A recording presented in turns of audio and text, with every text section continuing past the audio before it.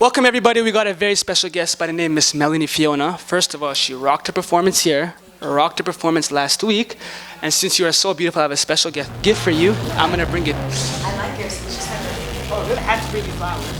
Oh my goodness. So here you go. Thank you. What beautiful red rose. I had to do it when I heard Melanie Fiona was in the building. I had no choice, you know, You're so because smooth. you are my long-lived crush, to be honest with you. Oh, really? Yeah, and I'm so young too, but I can't say my age. I'll tell you after.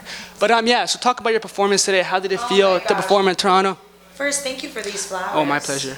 I only get to meet you once in a lifetime, so I might as well. Meet me again. Hopefully. The performance was fantastic. I have been anticipating this performance since, they told me I was doing the show, and I love coming home. Every time I come home, Flo's playing my songs, and I just love that, my city is getting more and more familiar with me and my music, and they came out tonight and they showed love, and when that happens, I become alive, and then I just have so much fun on stage, and I think they felt it, and I definitely felt it. You really rocked, you really vibe with the crowd, and to perform last, it means like you were the show tonight, right? How did it feel when you got that nod to perform last and say, we want you to close it out tonight? Well, last year I performed as well, but Cardi performed. He was the headliner. You passed him this year. Well, which is no diss at all, because it's just like he's Cardi. I mean, like he's paved the way for me to be able to. You're Melanie.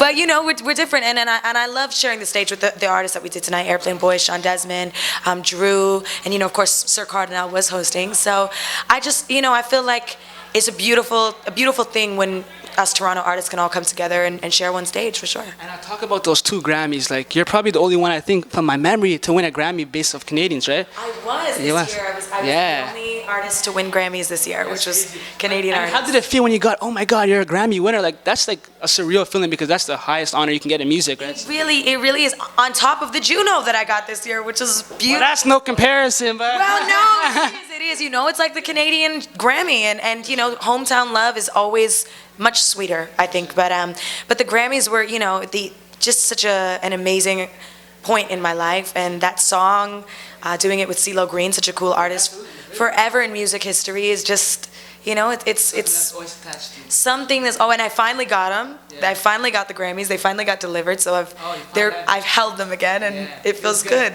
Your BET Awards performance was crazy. When you got the nod saying you were gonna perform, how did it feel? I felt like it could be a really big moment for me in my career. Being nominated for Best Female R&B Artist at the BET Awards was huge. I had Rihanna, Beyonce, Mary J. Blige, Marsha Ambrosius in the category, and to be considered one of the top 5 elite in your field is really, it's a huge honor, and just being nominated. But the real treat was being able to perform.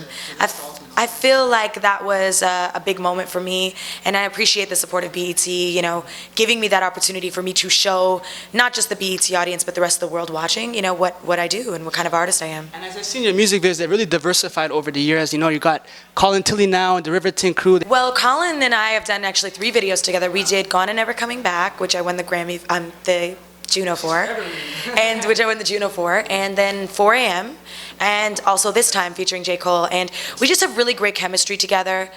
Colin is he's an amazing director to work with, because I usually come up with most of the concepts for my video, and he's able to bring them to life. So, this time I didn't want the video to be about relationships. I wanted it to be about the play of time, and J. Cole came through, and we made all these cool clock references and time references, and it's probably one of my favorite videos, because I feel like people get a good taste of who I am, all the different sides, my tomboy side, my sexy side, my feminine side, and my artist side. I just think that it's important for everybody to know. I want to go into your love life. So it's 4 a.m. in the morning, and let's say if your lover tweets you, right? How can you get a response? He's got to make it good. He's got to make it good. You ain't going to tweet anybody unless it's somebody good. No, it's got to be good. You got to make it worth my while at 4 a.m. So maybe you got to bring me some red roses. I might get a first follow, right? You never know. And then for upcoming artists, what advice can you give them? Because you're so successful. You, Drake, and Bieber are the only ones off the top of my head who've been able to break onto the American market. How have you done this, and what advice can you give to upcoming artists? I just think it's a journey. You have to be prepared for it. I'll be honest with you, not everyone is made for the journey. It's hard. It's very, very hard. You got to have more than just, a love for what you do. You have to have determination. You got to have thick skin. You have to have drive, energy, support. You can't do it alone. And I just feel like you have to know who you are, because people will always try to tell you who you should be. And if you know who you are and you stick to that, what's for you is for you.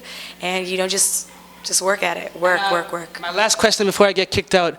What's been your favorite interview to date? So, there's the Charlemagne de Gaulle, who's a very funny guy. Hilarious guy. I know he loves you off.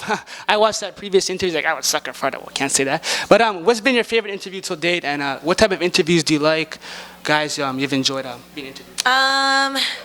Let me think. I had a really great interview with a lady from Atlanta who was a breast cancer survivor. And, we just shared a similar sentiment about making every day count. And based off of our conversation, I got this tattoo that says "Live on Purpose." And that one was a really inspiring one. And I think my new favorite interview might be this one right here.